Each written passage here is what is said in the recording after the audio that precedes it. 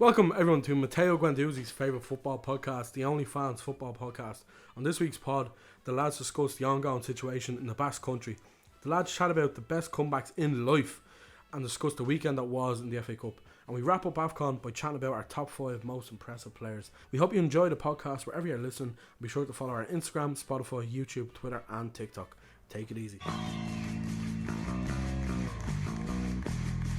My spidey senses tell me this is gonna get fucking tasty, baby. I will love it if we beat them. Love it. There's a slice of cheese, Minigo G, it's topless. I have a dream. Arnie, cut! Badler. The fella in the green and white shirt. The guys up in the joy have asked to be put back in their cells. If you stop waffling, we might get some work done. He has to go, blood. He has to go, blood. Get out! Get out, Man United! Origi! Torres to give Chelsea a place in the Shane Long has done it! Let me add a little bit of spice to that. Is that your fucking spice? My grandmother had wheels, she would have been a bike. I think I'm a special one. I'm the normal one. I never knew Stoke were that good. Outstanding! Welcome everybody to the Only Fans Football Podcast for the fans by the fans. We are live and direct from the Potato Wad Studio. Potato Wad Studio on the second week of February. Cran, I hope you're not feeling any February blues. I know the January blues are a thing, but February blues can often be a thing. They're worse. They are worse. They're worse for me because I think that February is a shite month. Fuck Valentine's Day. Who needs it? It's all propaganda, isn't it? Like what's the word?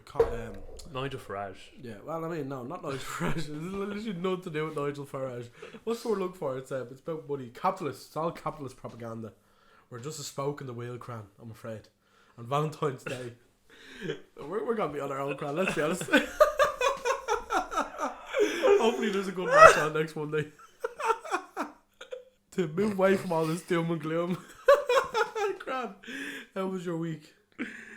Well, as my week was actually quite good, but yeah, I was busy with college work, doing bits and bobs for that.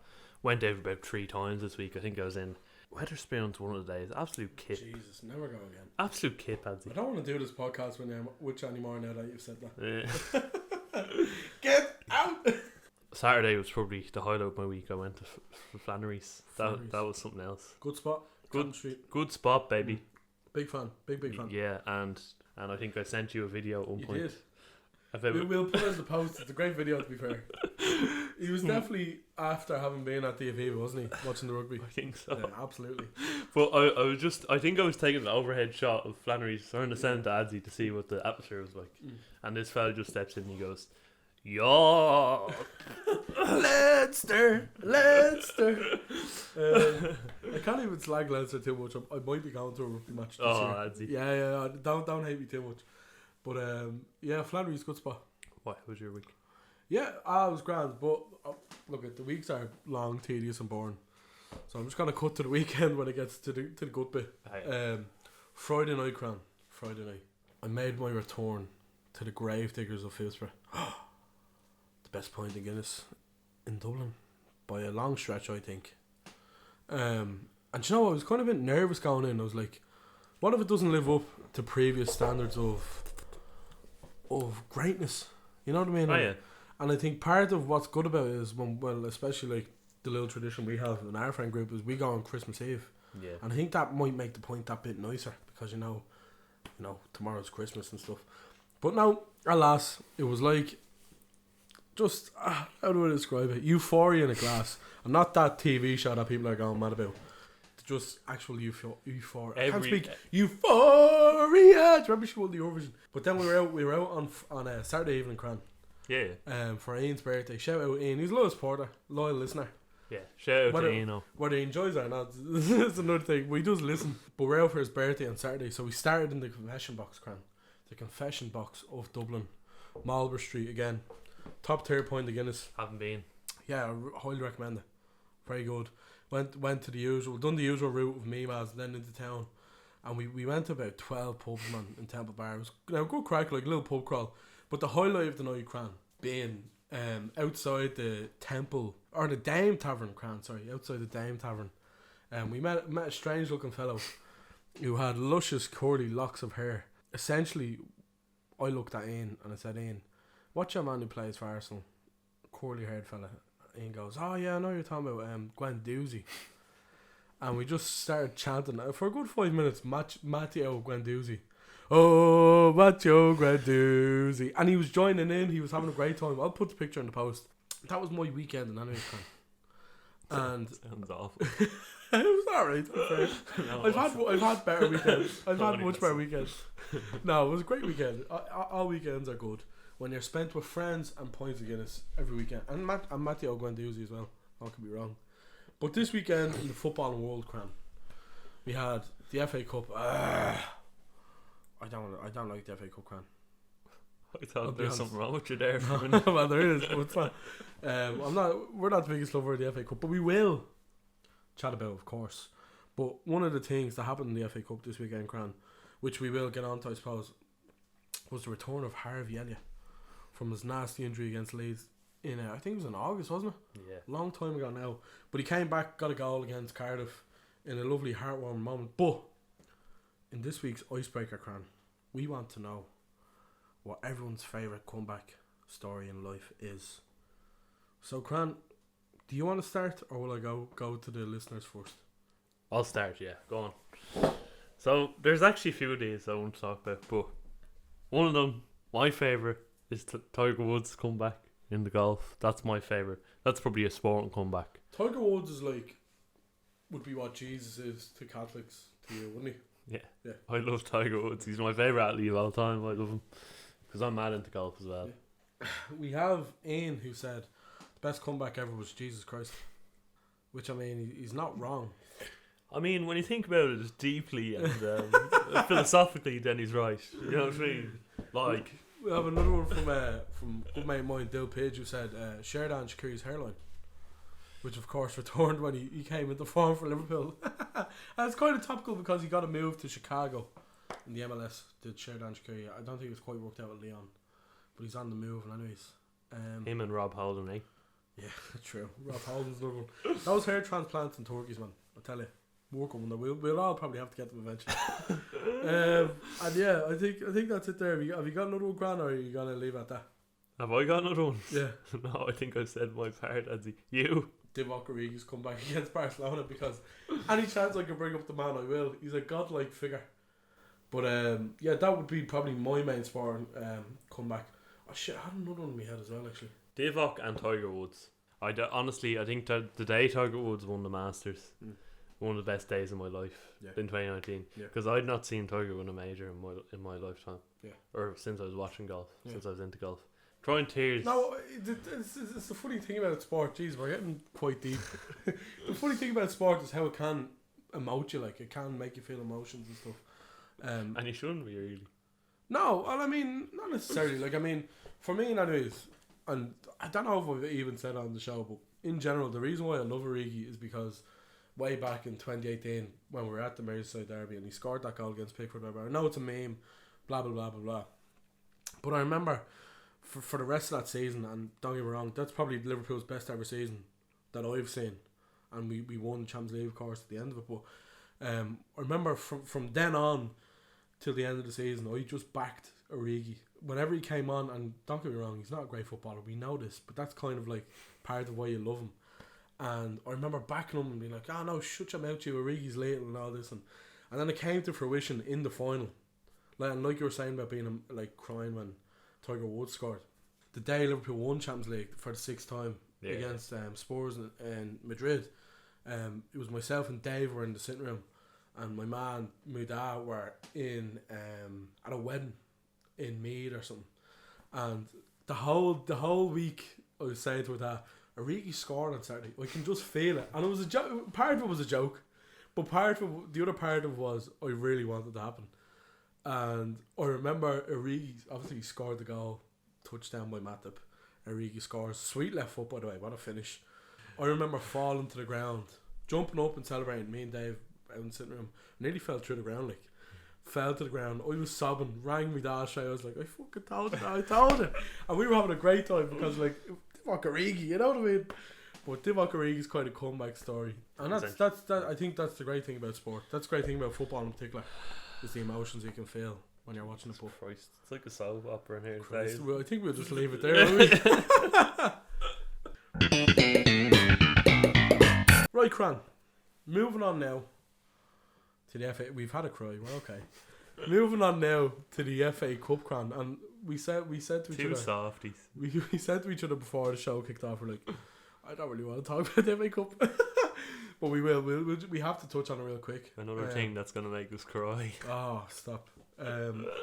Real quick, Cran. Friday evening, 4th February. Man United won. Middlesbrough won. Man United, of course, lost on penalties 7-8. Yeah. What were you watching it? I watched the whole game. Oh my god. I watched it in parts, so I flicked it back on because I thought United, they're gonna win this. You know, Middlesbrough. And can't they? Yeah, and like the first half, United controlled the game. They should have had at least 2 or 3 goals. Like Ronaldo had a penalty, he should have scored that to make it 2-0. Yeah. And he didn't. And I think Bruno Fernandes as well missed an absolute sitter. Yeah. Really bad miss. Like he had an open goal and he hit the post. Yeah. You know what I mean? And people compare this fella to De Bruyne and stuff like that. De Bruyne wouldn't miss that. True. The lads are talking to me the other night. This podcast is anti-United, and they were getting annoyed. So I'm gonna say, United played well in the first half. It's not anti-United. It's like, I mean, a lot of what we talk about in general is like we're kind of saying how we say it. And if you're a United fan and you're looking at that a Friday night losing to Middlesbrough at home on penalties, and you're saying, oh, you're just anti-United, like, come here, lads, he's our fucking cat. Yeah, like, you know what I mean? That's the thing. Like, second half, Middlesbrough got back into the game somehow, and I couldn't believe it. Like, because I flicked it back on after that. There was always going to be a moment of pressure for them, for United, and they just couldn't stand it. And to be fair, it looked like a handball. I don't think it should have stood. It was. Oh my god, they were absolutely wrong. It was never a goal. Yeah. Oh my, like, I mean, as far as robbery goes, like, your man, he was a Watmore that scored, I think. No, Watmore assisted. Crooks by name, crook by nature. He may as well have had a balaclava on. He's after robbing United, but yeah. And that Anthony Taylor fellow was at the helm again. What a guy, huh? What a guy. He just is the worst referee. I think himself, and what's the other bald fella's name? Atwell. No, not you're a cheat, Atwell. What's your man's name? The bald fella. He's a Scouser. Mike Dean. He's the worst referee by far. I think they're all really bad. Oh, they're all shy. Like, I don't understand how the referees are so bad. There must be nepotism. Do you know what it is? And genuinely, and I'll tell you what it is. There's one federation of referees in England. I think it's PGMO or something. And there's no opposition to them. So they can literally do what they like. They can be as bad as they want because there's no kind of like, oh, PGMO are shy. Let's bring in this referees association because there's no other one. Oh, God. So that's essentially it's just corruption again. Oh, yeah. Well, I mean, we could talk about that for a while. But the penalties came about, Cram. And I talked about being in the Gravediggers in Glasnevin, and as we know, as people who have gone to the Gravediggers know, there's no tellies in the grave. It's a really old fashioned Dublin pub. Yeah, it's a lovely little pub. And I only found out. I thought United won the game, and I only found out that I was gone to penalties through yourself. Texted me, "Are you watching the match?" I was like, "No, I'm not actually." And I was trying to get the penalties on Twitter live. And we actually sitting at fire what do you call it? Like the fireplace, excuse me, in the Gravediggers. We were literally sitting on that, had our points hanging on that. And I looked across, and I was okay. Enough space. Looked across, and there was a group of 3 lads looking at a phone. Yeah. And they all went, "Sue," when Ronaldo scored his penalty, who by the way missed one. Yeah, he normal did, time, poor penalty. Bad. So I said to Dave, I goes, "Well, there's the match over there. I'll sit with the lads." And so I sat with the lads, and I went over at 4-4. So next penalty was Sol Bamba scored. We talked about Sol there a minute ago. Great story. Yeah. Bruno scored. Watmore scored. McTominay scored. Dale Fry scored for Middlesbrough. Diogo Dalot scored, and then Lee Peltier, former Liverpool academy player by the way, Scouser, scored. And then steps up young Anthony Elanga. Poor fella. It's a lot of pressure for a young fella. No, the thing is, like, the game should have never went to penalties. As I was saying, United dominated the game. Yeah. They should be 3 or 4-0 win that game. But they're just too wasteful. I think they had Yeah. over 30 shots in the game or something like that. Yeah. So that's And it. it's Simple. typical Chris Wilder football as well, by the way. Just anti-football, taking it to penalties. But look, come here, good result for Middlesbrough. I think this season we said it in October. This season's just a write-off for Man United, and it's Well, the Champions League, they have Atletico, who are not in good form either. So I wouldn't fancy them. I wouldn't fancy them to go too far in that though. I know strange things have happened, and look, you've done it last year with Tuchel, so it could happen again. I think Tuchel's a far superior manager than Thor, but Thor Ragnarok. But yeah, I think we'll leave it there. And shout out to the lads and the Gravediggers. I think they're all listening to the podcast. I did plug it because that's what I do when I have a few jars. And do you like football? Do you like podcasts? You're gonna hate this one. And anyways, moving on, Cran. The early kickoff on Saturday. Never back it. Never back it. Gandhi said that, by the way. Chelsea 2, Plymouth 1, Kidderminster 1, and West Ham 2. Actually, some cracking games. Fucking little games were. Very good games. I think, the Chelsea one we just played awful. Like with full strength 11 out there. I would say maybe as it was a result of a 2-week hangover from that break we had, but I do think Plymouth actually played very well, and I'd like to give them credit because they were passing out from the back and everything. They had no fear in the game, and they got a goal. It was a great header. 1-0 to them, and it took us ages to break them down. I think Aspilicueta scored like a back heel, and that was a pretty good goal. It was first goal in the year, so fair play. And Alonso, of course, he scored with his right foot. And I have to say, I didn't celebrate. I was fuming. Not because he scored. We played terrible, but because it was him as well. And was it because you felt like he probably didn't deserve it, or we didn't it's not that we didn't deserve it, but we didn't play well, and I'm a bit disappointed because we have Club World Cup this week. Yeah. So we need to be on the sharpest of our game, and I thought it was fatigue. Yeah. That was the issue with us, but I think genuinely we run out of ideas, and I'm just a bit worried at times as well. I'm a bit worried about the Club World Cup because we bottled it in 2013. Yeah, we'll touch on it real quick. Who's in it? Palmeiras or something? So Palmeiras would be the biggest threat. They're a Brazilian club, and I think we have El Hilal on Wednesday, and they have the likes of Igalo. Oh. They have the likes of Carrillo. I don't know if you know him. Yeah.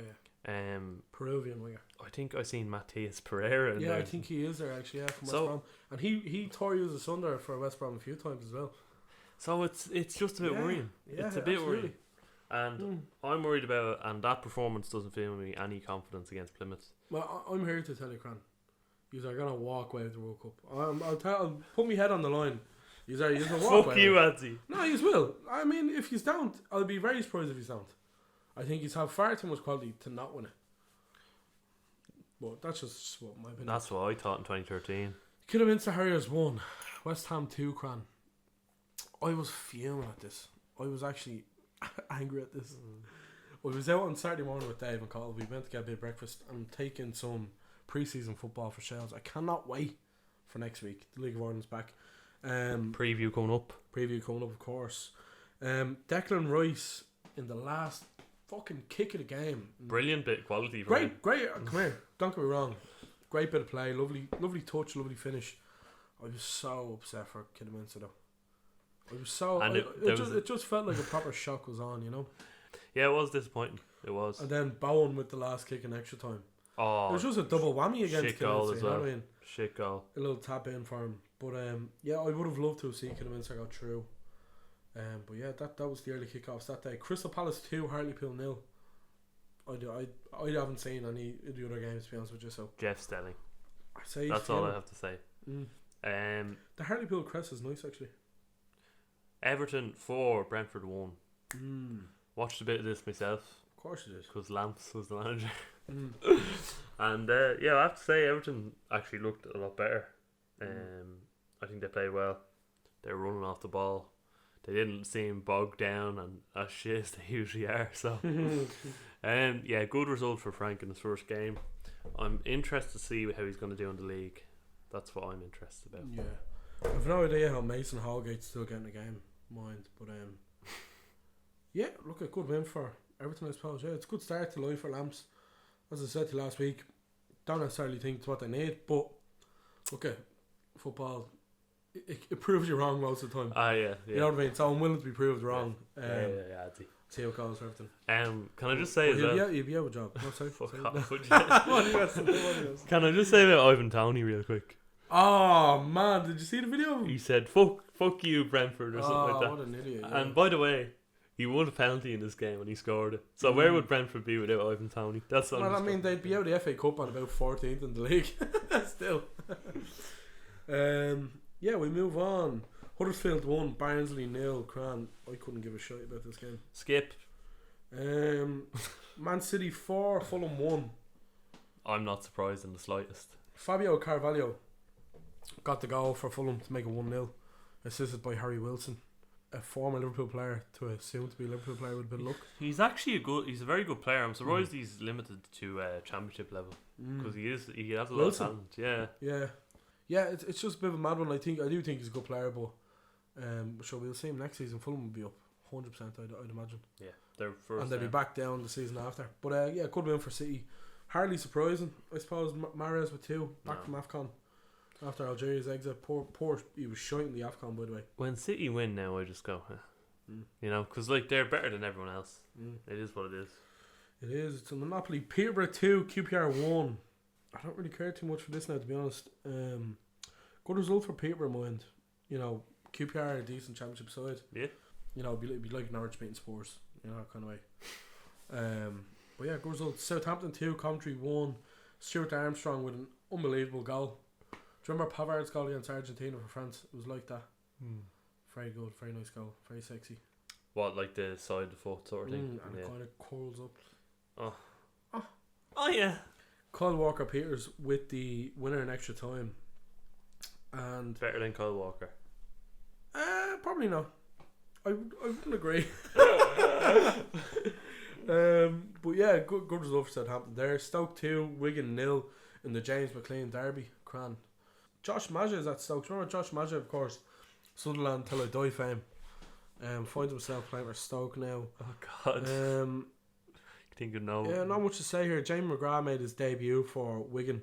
Got a big move from St Mirren.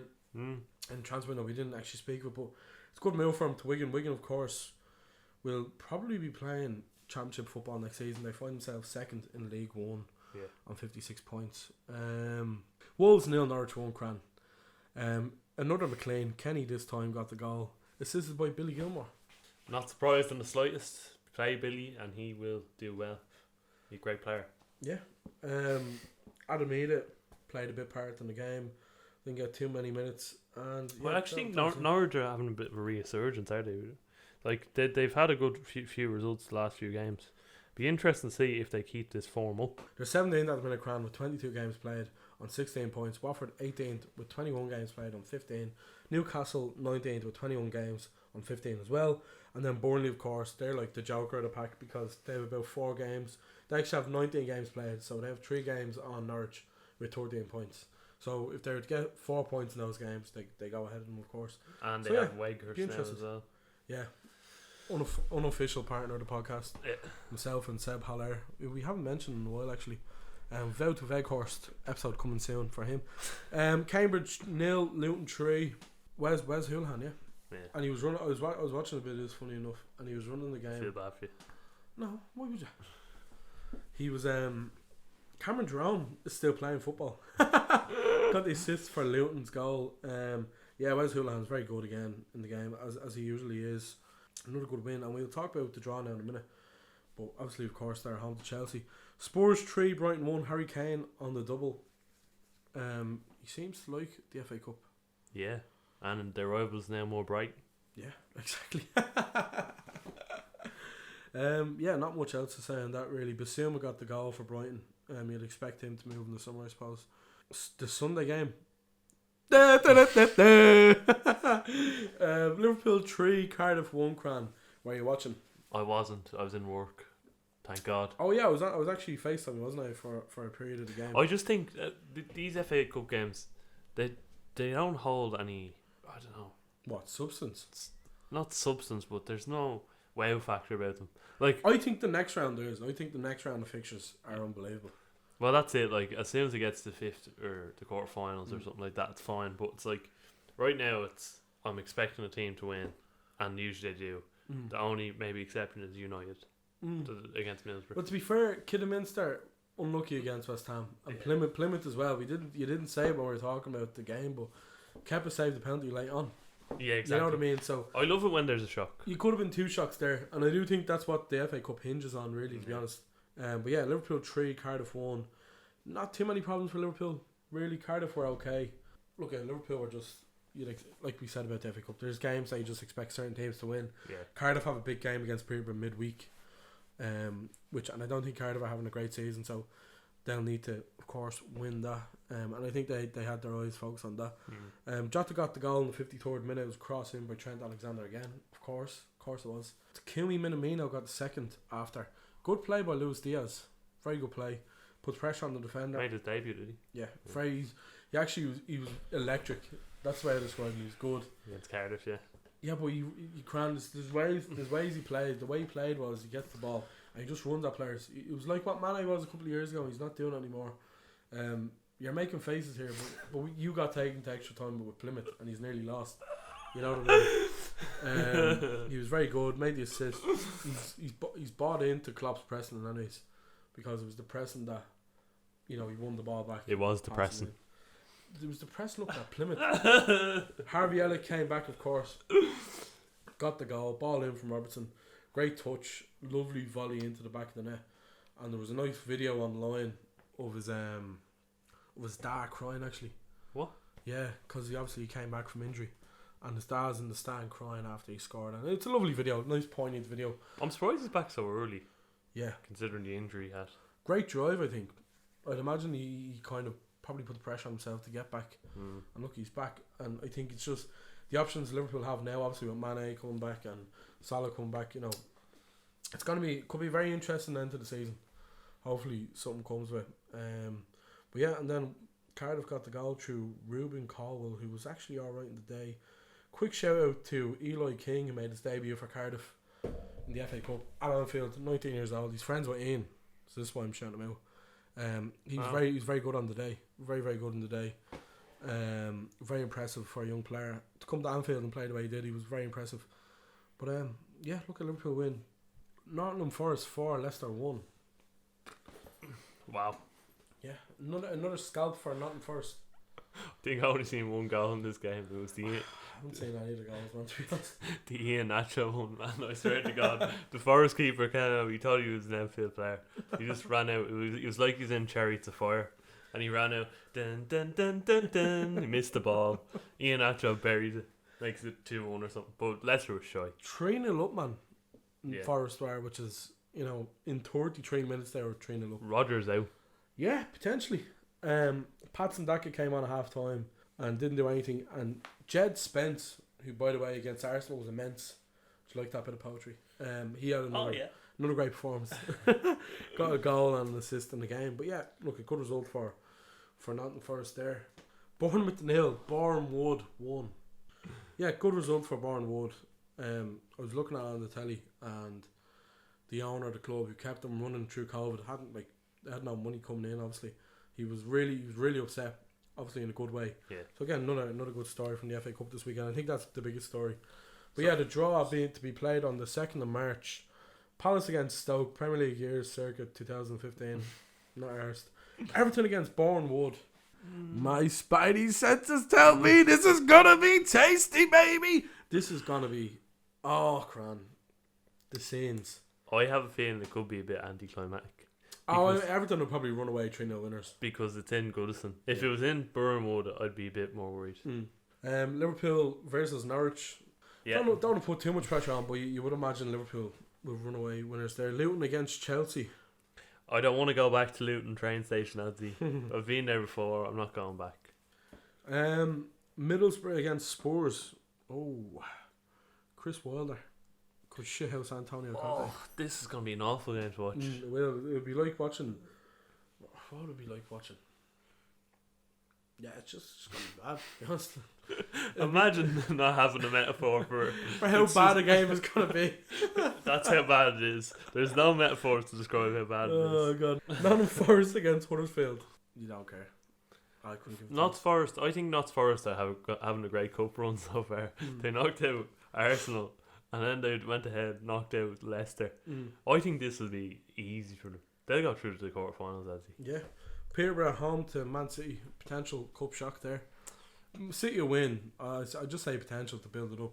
But I have to say, I really am looking forward to the Peterborough game, the Luton game, and the Everton game, because they're good cup ties. Yeah. Even Palace against Stoke, Stoke aren't in the Premier League anymore, so a win there would be good for them. Joe Allen at centre half will be interesting to see. Southampton against West Ham, I don't really care about that, to be honest, either. I'd say West Ham might go through. Yeah.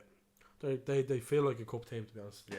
That's our FA Cup roundup. There'll probably be about half of that cut out, I'd say. Oh God, please God, yes. You should cut it half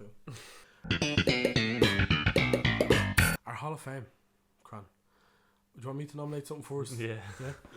I'm gonna go with Marseille midfielder and former Arsenal midfielder Matteo Guendouzi, purely because I seen him in Temple Bar on Saturday evening, and he had a great time. Luscious locks, bit of a mediocre footballer, but he was a nice bloke.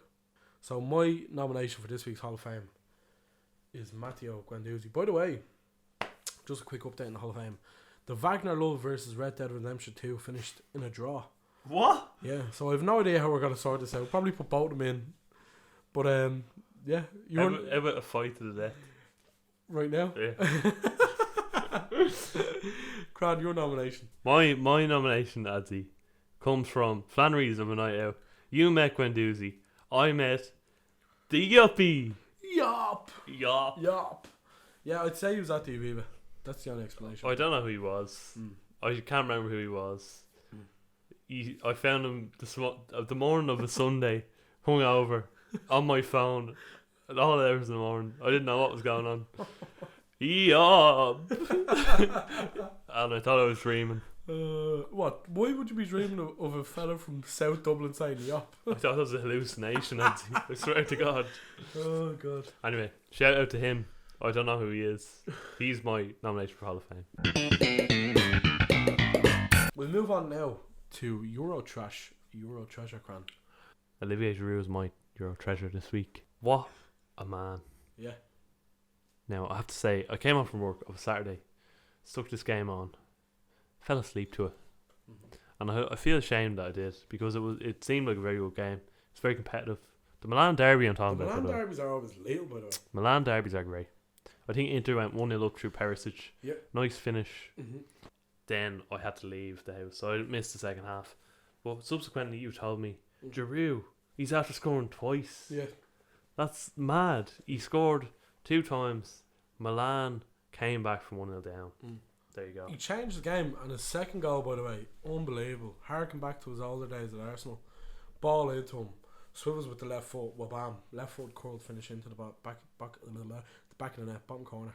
Yeah. Unbelievable goal. The thing about Giroud handsome bastard as well. He is. Yeah. But the thing about him is, I love his attitude. Yeah. He just gets on with it. He's so professional. Yeah. And when we signed him for 4 million from Arsenal, I thought, he's going to be shy. He's not going to do anything. And that's complete ignorance for myself. Yeah. Because the fact he came to Chelsea, won the Champions League, was instrumental, by the way. He scored 4 goals in Seville. That overhead kick against Atletico as well. Like, this fella is one of the most underrated strikers there's ever been. I completely agree. And I'm actually gutted we let him go, because someone like Lukaku, who signed for multi-millions, he is flashy. He's Lukaku, one of the best strikers in the world, according to the marketing campaigns. Yeah. I don't think he even lives up to Giroud. No, probably not. Like, he scores goals, but he doesn't do as much. His attitude is not as good. Nothing to do with the interview, by the way.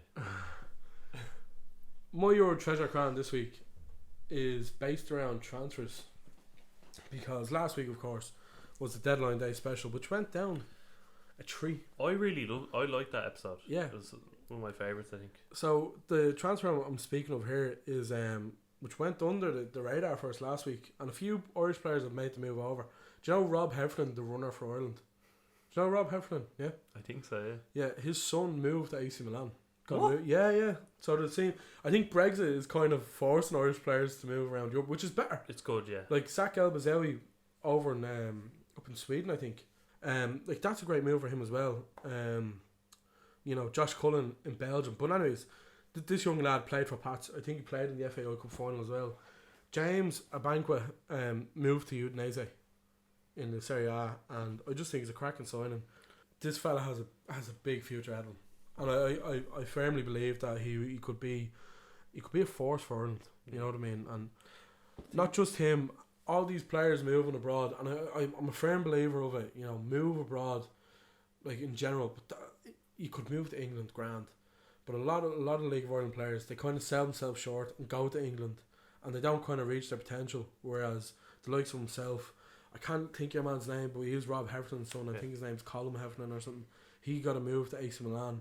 Like these are top players, you know what I mean? And I think it's great. It's great to see because you have a certain amount of talent in the League of Ireland, and they just go. It's actually Cathal Heffernan, by the way, not Colm. Cathal Heffernan got the move to AC Milan, and another player. Sorry, real quick, is Festi Ebusele of Derby, who's starting for them weekly. He's getting moved to Udinese as well. So, like, I'm all for this now. I have to say, I really am.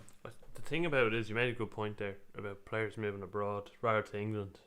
I think England, it's very diluted when they go over.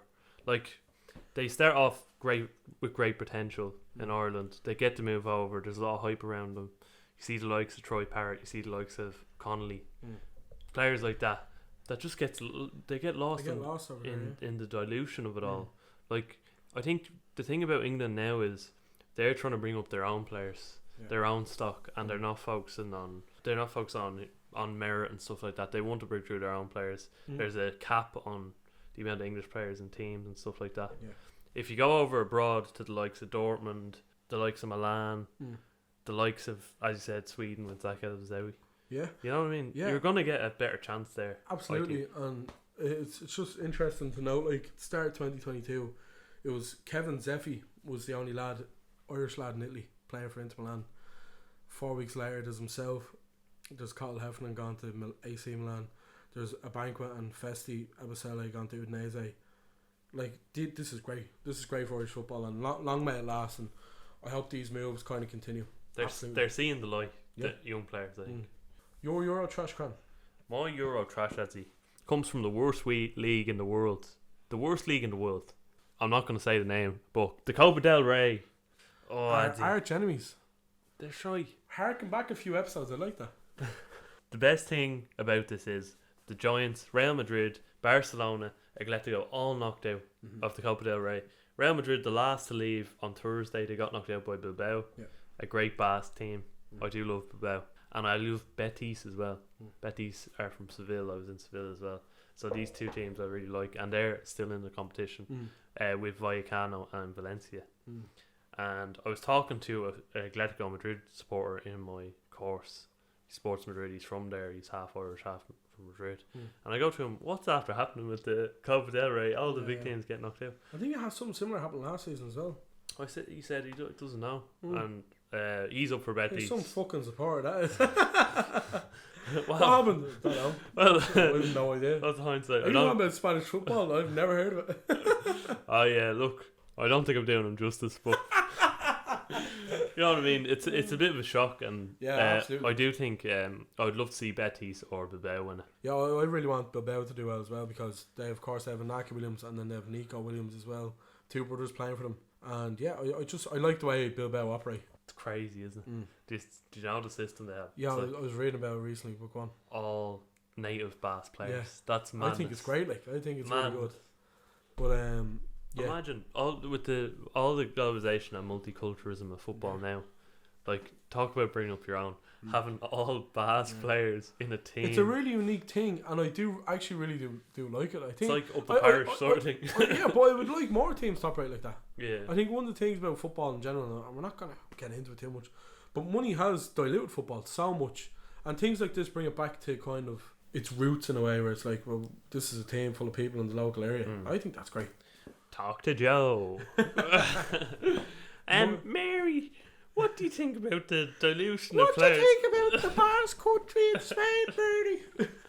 Terrible. It's great, Joe. My Euro trash can. Terrible. Go ahead. It is terrible. Comes from the Premier Division of Spain again. We're not going to say the name. Comes from Barcelona's attack cran. They won of course the weekend against Atletico 4-2. Yeah. Dani Alves with the Brazilian hat trick. Do you know what that is? A goal, an assist, and a sending off. Yeah, and just the decline of Barcelona. And we're saying this, and they've won the fucking game. The most poignant thing from the game for me was Traore coming off the pitch for Aubameyang, and I'm sitting here thinking, what in the name of Jesus has happened to this club? Another thing that put me over the edge, that really made me angry, was like how would you put it? Like a picture that was made online, and it was like to show the attacks that Barcelona now have, right? So one of them was from PSV, Memphis Depay, and Luke de Jong.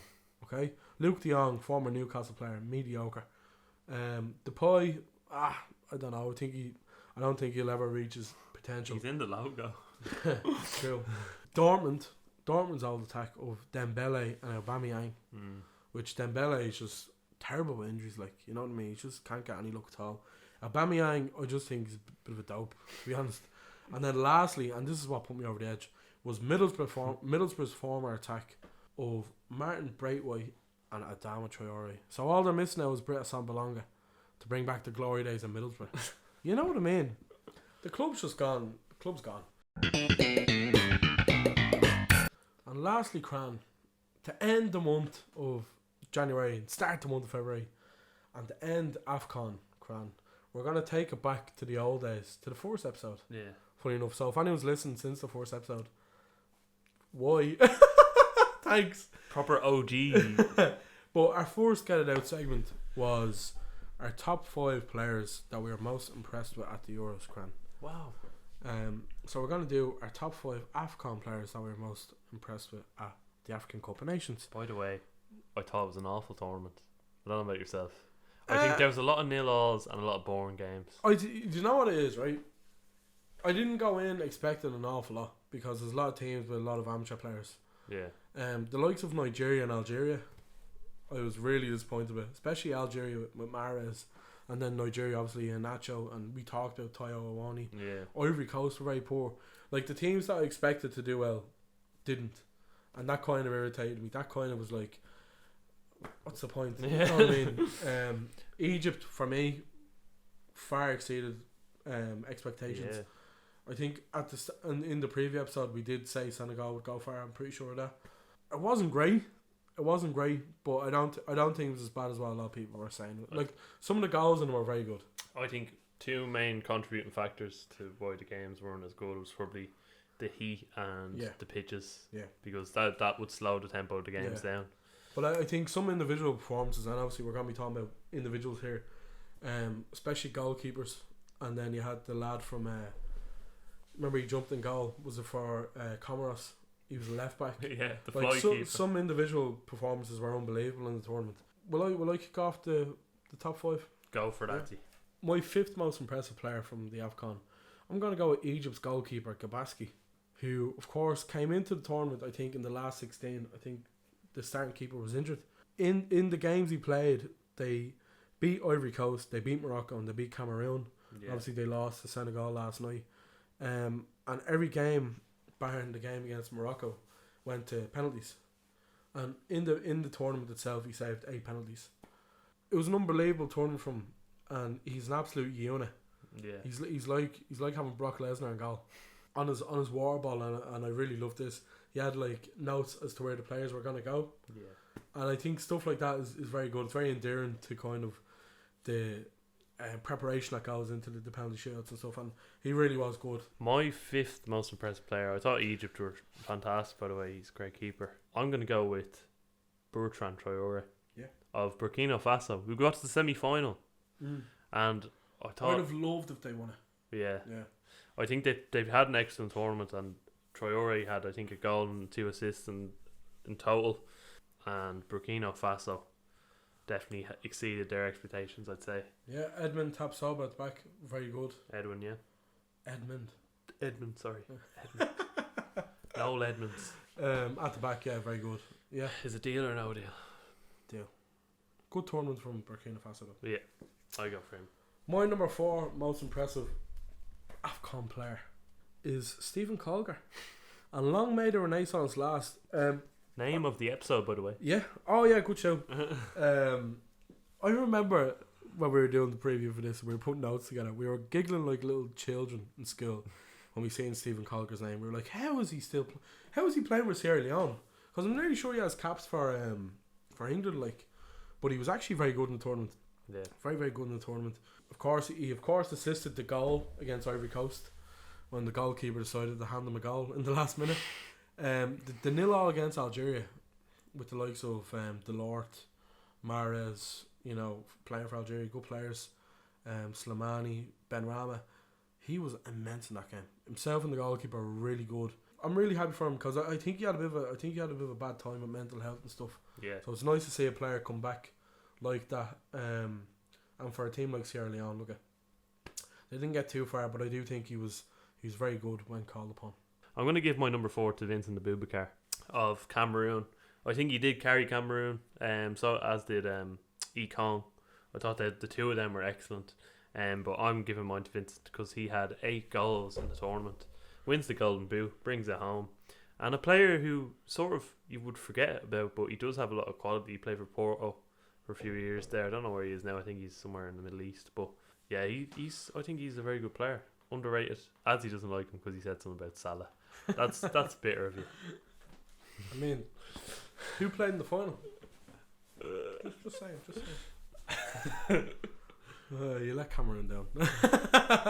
No, yeah, good show. He's a good player. Adzi, you're number 3. My number 3 comes by way of Ukraine. Is because you reminded me of Moussa Barrow of Gambia.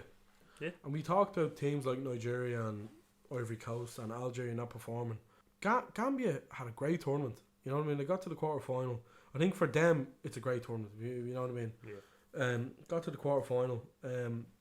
Plays for Bologna in Italy. He's a very good attacking winger, and I think he's a player himself. And Moses Simon of Nigeria, funny enough, for nonce, 2 very impressive players in the tournament. He got the goal that knocked out Naby Keita's Guinea, and yeah, just an overall impressive tournament for Moussa Barrow. Gambia's manager as well. We know that they weren't considered favourites in this tournament, so the fact they got so far was impressive. Same with Equatorial Guinea, I think, as well. Yeah. Who had a good tournament. But anyway, Adzi, I'll go for my number 3. Yeah. I'm going to give it to Edouard Mendy. I think he had... Shock horror. Yeah. Well, you can't not get in the top 5. Well, I mean,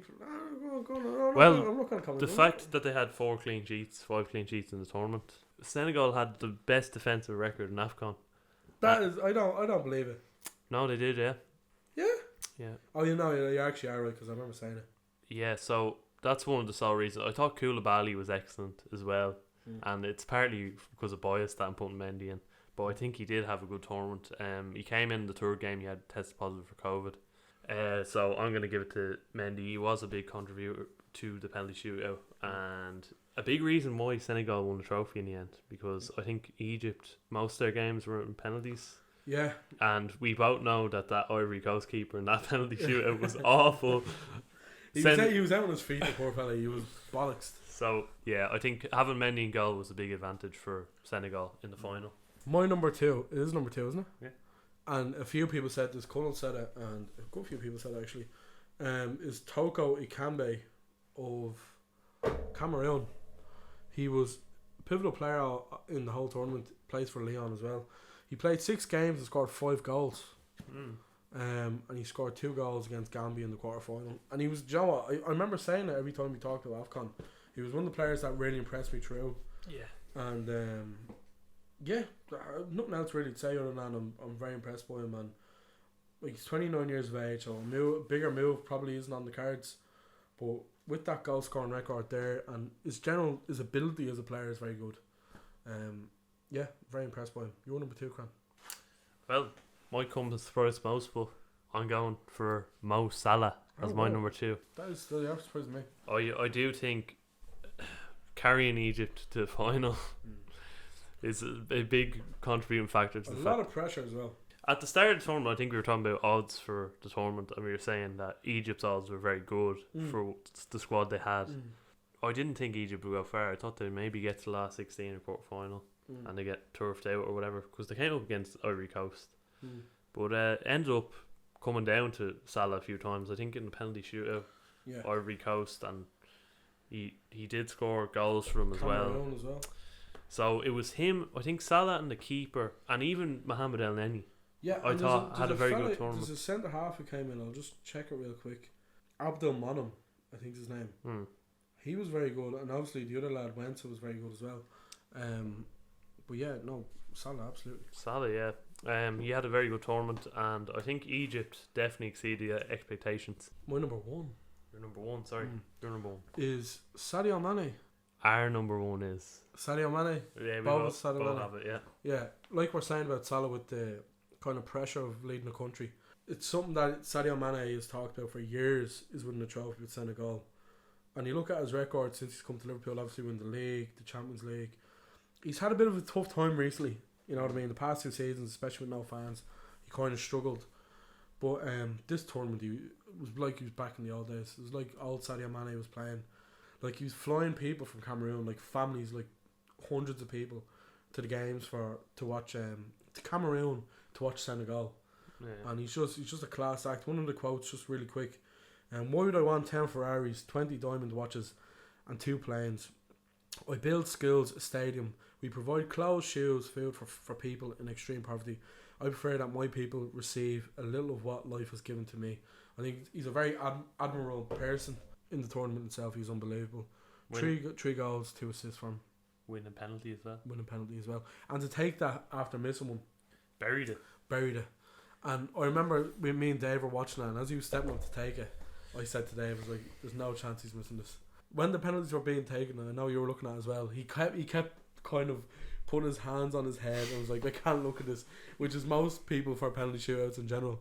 But as soon as he stepped up to take it, he was always going to score. So yeah, Sadio Mane for me, and obviously you. Our boys won the AFCON, Adzi. Mendy and Mane. Yeah, and to be fair, it's hardly surprising. You know what I mean? You have probably Koulibaly. Yeah, so good, and he's a unit as well. He's such an athletic player. You know, Mane, one of the best wingers in the world. Mendy, one of the best keepers in the world. Koulibaly, like it's hardly surprising. Yeah. But like I mean, I am delighted for Senegal. In 2002, Cran, just real briefly about the Senegalese manager, Aliou Cisse. He missed a decisive penalty in the AFCON final against Cameroon to give Cameroon the trophy back then. 20 years later, same manager guides his Senegal team to their first AFCON tournament as national coach in Cameroon. So it's poetic. It's all full circle. In a penalty shootout. Wow. Poetry in motion. Funny how life works, isn't it? Absolutely. But yeah. That's it for this week's podcast, everyone. What a bumper edition of the podcast again. We hope you enjoyed. It's actually it's flown by. Yeah, true. Just talking absolute nonsense. Yeah. Which is most. Yeah, another good episode, of course. Yeah, and just be sure to check out the usuals: Instagram, TikTok, Spotify, Twitter, YouTube, all at OnlyFans Football Podcast. Yeah. Make sure to follow the TikTok. It's actually good banter. And the Instagram as well.